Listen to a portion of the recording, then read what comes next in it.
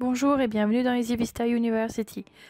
Aujourd'hui, nous allons parler de la release 267 d'EasyVista Service Manager 2016.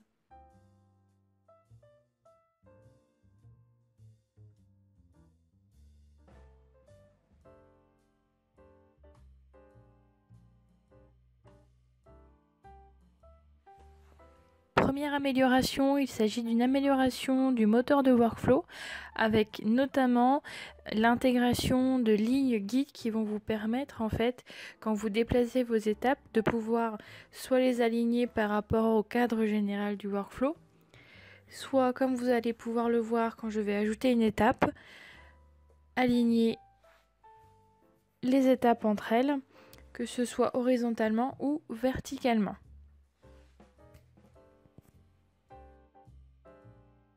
Toujours dans les workflows, vous allez pouvoir désormais, quand vous éditez vos étapes de workflow et notamment, surtout, les étapes d'envoi d'email, choisir l'emplacement du lien cliqué ici. Il est désormais disponible dans un tag que vous allez retrouver dans la liste des tags dans la colonne cas particulier. Et il s'appelle Link Click Here.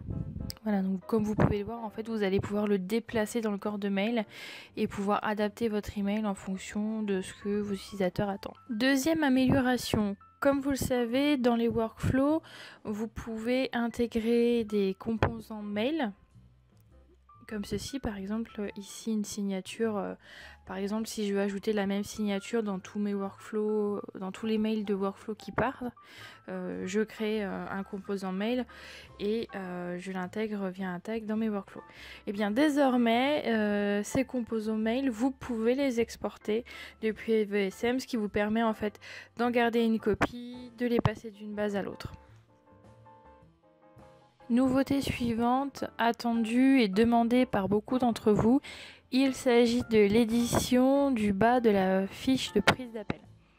Donc vous allez vous placer sur une fiche de prise d'appel, cliquez sur la petite roue pour vous permettre d'éditer la fiche et vous allez aller sélectionner une autre zone, donc bien le bouton du même nom, et vous allez choisir zone inférieure. Cela va vous donner accès à la partie basse de la fiche et vous allez pouvoir modifier selon vos envies. Pour vous faciliter l'utilisation de VSM et notamment en fait au niveau de la liste des incidents, nous vous avons mis à disposition un nouvel assistant qui va vous permettre en une seule fois d'affecter plusieurs incidents à un problème. Donc là, comme vous pouvez le voir, j'ai sélectionné 3 incidents que je vais affecter à un problème, chose qui n'était pas faisable avant. Donc voilà, désormais vous avez le choix de pouvoir le faire assez rapidement. Donc comme vous pouvez le voir, je vais aller sur le premier incident et j'ai bien le problème sélectionné qui est attaché à mon incident. Vous allez aussi pouvoir découvrir l'arrivée des notifications via le navigateur. Donc en fait, quand vous passez la souris sur votre profil, vous allez pouvoir choisir quelles notifications vont s'afficher en bas de page. Donc pensez bien à les autoriser au niveau de votre navigateur.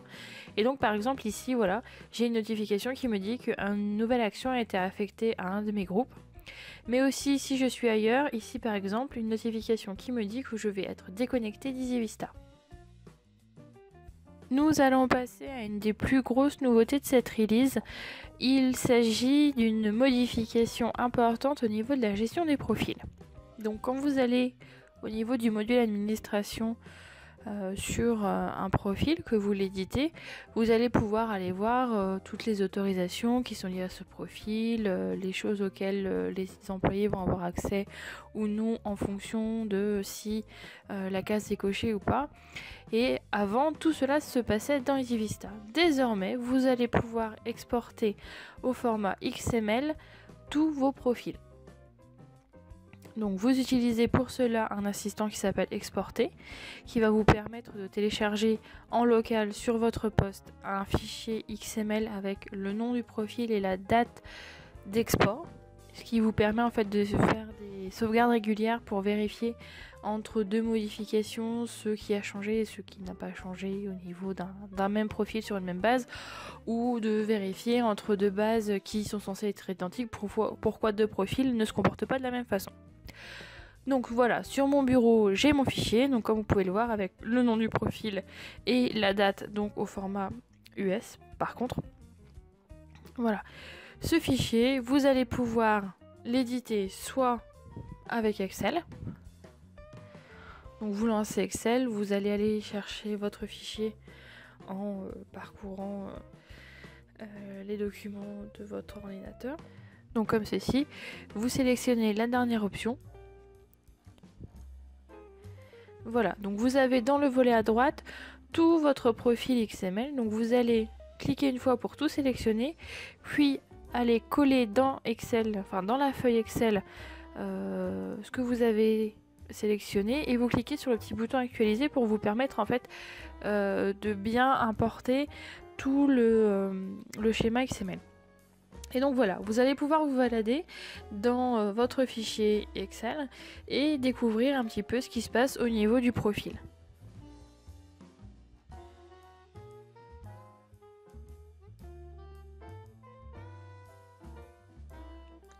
Donc voilà, hein, vous avez les noms des modules, les noms des filtres, les noms des vues, tout ce que vous pouvez retrouver habituellement dans l'interface EVSM. Mais vous pouvez également utiliser, et c'est ma préférence, un viewer XML. Donc celui-ci par exemple XML, vous voyez le nom, est gratuit, hein. Vous en avez des gratuits, vous en avez des payants. Après vous faites avec ce que vous voulez ou pouvez télécharger en fonction de votre entreprise.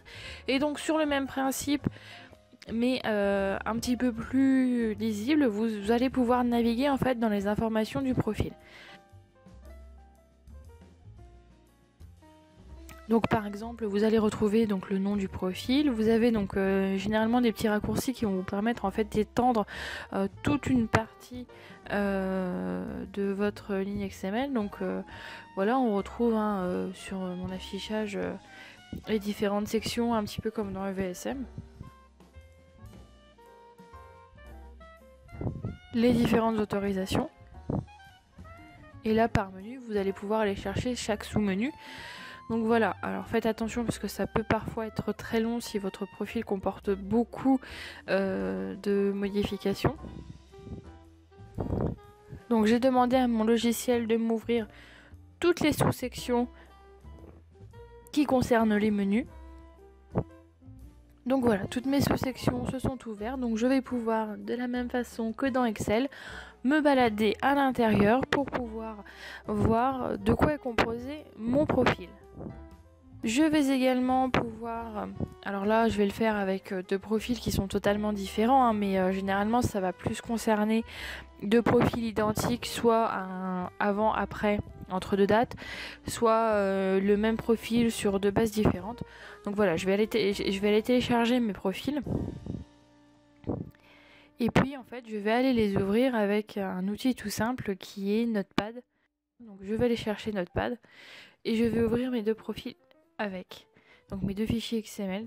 Et donc je vais pouvoir les comparer grâce à un petit plugin qui n'est pas natif dans Notepad, que vous pouvez télécharger via le plugin manager qui s'appelle Compare ou Compare. Donc je viens de demander la comparaison de mon fichier, ça peut être un peu long, surtout sur des fichiers XML qui comportent beaucoup de lignes. La comparaison s'affiche, donc le code couleur est assez facile à comprendre. En jaune, les lignes qui sont presque identiques mais qui comportent quelques modifications, avec donc à l'entrée de la ligne le petit triangle d'alerte. Ensuite, au niveau des lignes bleues, ce sont les lignes qui sont communes, bleu foncé. Et les lignes rouges, ce sont les lignes qui n'existent pas dans l'un ou l'autre fichier, avec le petit sens interdit à l'entrée de la ligne. Comme je vous le disais précédemment, cela va notamment vous permettre de pouvoir comparer deux profils à deux dates différentes ou sur deux bases différentes qui sont censées être identiques mais qui n'ont pas des comportements similaires. Pour retrouver toutes les nouveautés de la release et notamment deux points que nous aborderons dans deux prochaines vidéos sur les questionnaires et sur REST, n'hésitez pas à vous rendre sur notre wiki depuis la page d'accueil en cliquant sur nouvelle version au niveau de Service Manager ou en cliquant sur la petite image qui s'affiche.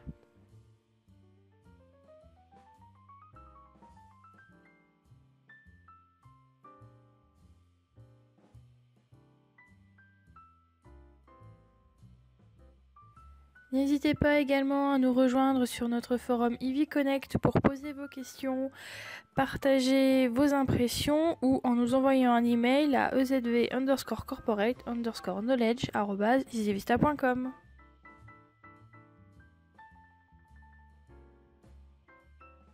Merci d'avoir suivi cette vidéo et à bientôt sur EasyVista University.